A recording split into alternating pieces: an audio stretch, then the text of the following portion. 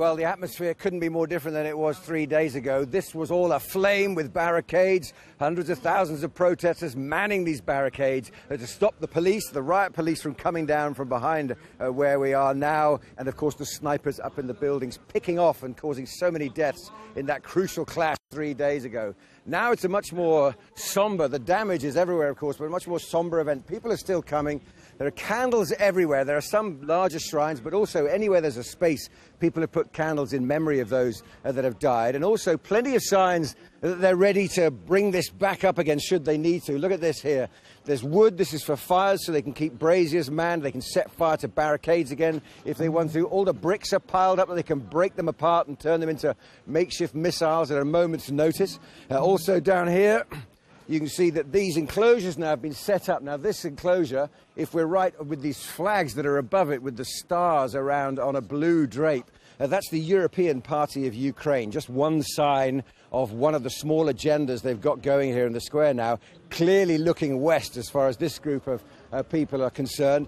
See the stretchers all lined up here as well. This is in case that things turn nasty again in the way they did 3 days ago. And further down, people are much more organised. You can see the firewood's been split, ready to keep these boilers going so that the crowds that come here, both those that are manning the barricades, but also those that come down to visit the square, can find food and can find coffee.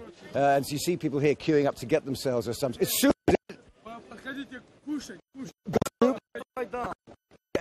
Говорите по-английски? Do you speak English?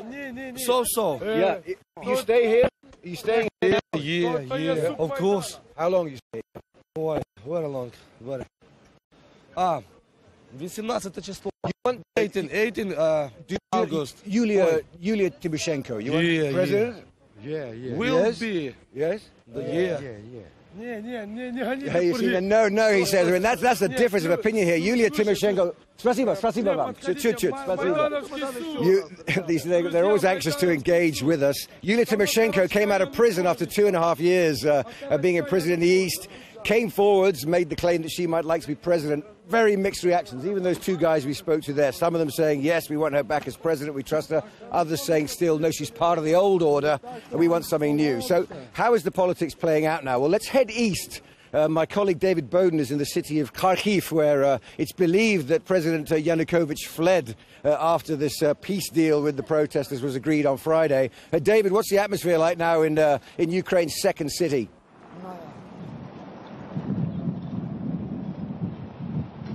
Well, it's kind of business as usual here, Andrew, but there are two smallish protests. One you can see behind me, which is basically around Lenin's statue.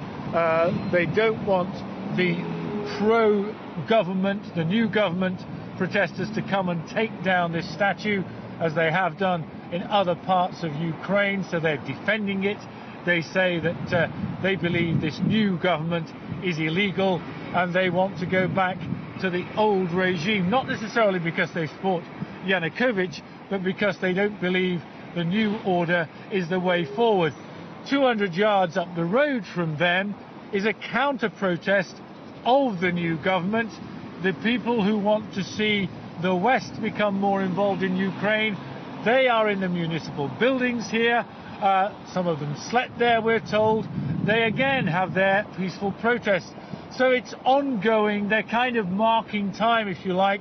Meanwhile, everybody else, the buses are coming and going here in the middle of the city as people go about their business and go to work, Andrew.